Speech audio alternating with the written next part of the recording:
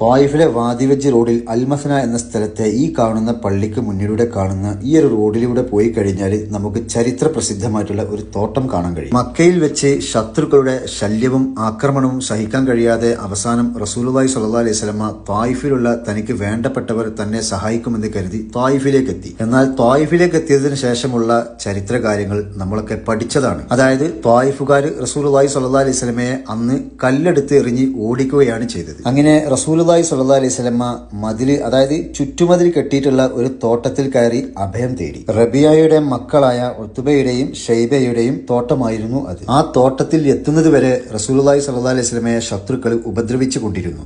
ആ ഒരു തോട്ടത്തിലേക്കാണ് ഞാൻ നിങ്ങളെ കൂട്ടിക്കൊണ്ടുപോകുന്നത്. തോട്ടത്തിൽ എത്തിക്കഴിഞ്ഞാൽ നമുക്കിവിടെ ഒരു പള്ളി കാണാൻ കഴിയും. പള്ളിയുടെ പേര് മസ്ജിദ് അദ്ദാസ് എന്നാണ്. തോട്ടത്തിലേക്ക് എത്തിയ റസൂലുള്ളാഹി സ്വല്ലല്ലാഹു അലൈഹി വസല്ലമക്ക് ഭക്ഷണം കൊടുത്ത ഒരു ആളുടെ പേരിലാണ് ഈ ഒരു പള്ളിയുള്ളത്. റസൂലുള്ളാഹി സ്വല്ലല്ലാഹു അലൈഹി വസല്ലമക്ക് ത്വായിഫുകാരിൽ നിന്നും നേരിട്ട ഉപദ്രവം കണ്ട് ഉത്ബക്കും ഷൈബക്കും വരെ വളരെ വിഷമം തോന്നിയെന്നാണ്. റസൂലുള്ളാഹി സ്വല്ലല്ലാഹു അലൈഹി വസല്ലമയുടെ എണ്ണം പറഞ്ഞ ശത്രുക്കളിൽപ്പെട്ട ആളുകളാണ് ഉത്ബയും ഷൈബയും. അവർക്ക് വരെ റസൂലുള്ളാഹിന്റെ അവസ്ഥ കണ്ട് വിഷമം വന്നു എന്നാണ്. അവർ രണ്ടുപേരും തങ്ങളുടെ തോട്ടത്തിലെ ജോലിക്കാരനായ അദ്ദാസ് എന്നവരെ രഹസ്യമായി വിളിച്ചുകൊണ്ട് ലേശം മുന്തിരിയെടുത്ത് റസൂലുള്ളാഹി സ്വല്ലല്ലാഹു അലൈഹി വസല്ലമക്ക് കൊടുക്കാൻ കൽപ്പിച്ചു. അങ്ങനെ അദ്ദാസ് എന്നവര് തോട്ടത്തിൽ നിന്നും മുന്തിരി എടുത്തുകൊണ്ട് റസൂലുള്ളാഹി സ്വല്ലല്ലാഹു അലൈഹി വസല്ലമക്ക് കൊണ്ടുപോയി കൊടുത്തു.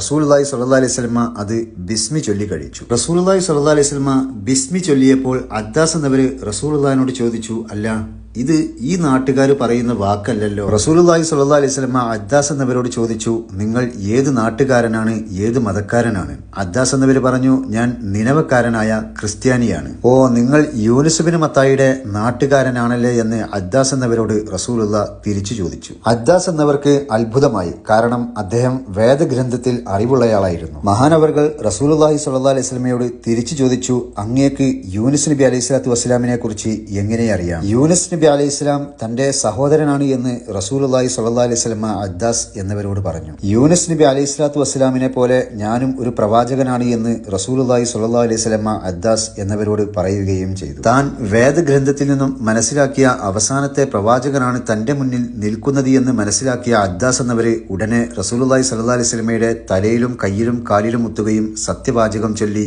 മുസ്ലിമാകുകയും ചെയ്തു. നബി സ്വല്ലല്ലാഹു അലൈഹി വസല്ലമയുടെ തലയും കയ്യും കാലും മുത്തുന്നത് കുറച്ചപ്പുറത്ത് നിന്ന് ഉത്ബയും ഷൈബയും കാണുന്നുണ്ടായിരുന്നു. തോട്ടത്തിൽ നിന്നും നബി സല്ലല്ലാഹു അലൈഹി വസല്ലമ പോയ ശേഷം അവർ രണ്ടുപേരും വളരെ ദേഷ്യത്തോടെ അദ്ദാസ് റളിയല്ലാഹു അൻഹുവിനോട് ചോദിച്ചു, നീ എന്തിനാണ് ആ മനുഷ്യന്റെ തലയും കയ്യും കാലും മുത്താൻ പോയത്? മഹാനവർകൾ അവരോട് പറഞ്ഞു, ലോകത്ത് അവസാനമായി വരാനുള്ള പ്രവാചകനെ വർഷങ്ങളായിട്ട് അന്വേഷിക്കുകയാണ് ഞാൻ. ഒരുപക്ഷെ ഈ നാട്ടിലെത്തി ഒരു തോട്ടം ജോലിക്കാരനായത് തന്നെ അന്ത്യപ്രവാചകനെ കണ്ട് അദ്ദേഹത്തിന്റെ അനുയായിയായി മാറാനായിരിക്കാം. ആ പ്രവാചകൻ തന്റെ മുൻ വേദഗ്രന്ഥത്തെക്കുറിച്ചും വേദഗ്രന്ഥത്തിൽ പറഞ്ഞ യൂനുസ് നബി അലൈഹി ഇസ്ലാമിനെ കുറിച്ചും പറഞ്ഞത് കേട്ടപ്പോൾ എനിക്ക് ബോധ്യമായി അദ്ദേഹം തന്നെയാണ് അവസാനത്തെ പ്രവാചകനെന്ന്. ഇക്കാര്യങ്ങളൊക്കെ അദ്ദാസ് റളിയല്ലാഹു അൻഹു ഉത്ബക്കും ഷൈബക്കും പറഞ്ഞു കൊടുത്തപ്പോൾ അവർ രണ്ടുപേരും വളരെ വിസ്മയത്തോടെ കേട്ടുനിന്നു എന്നാണ്. ത്വായിഫിലെ സെയിൽ റോഡില് മസ്ജിദ് മീഖാത്ത് ഉണ്ട്. പല ആളുകളും കണ്ടിരിക്കാം.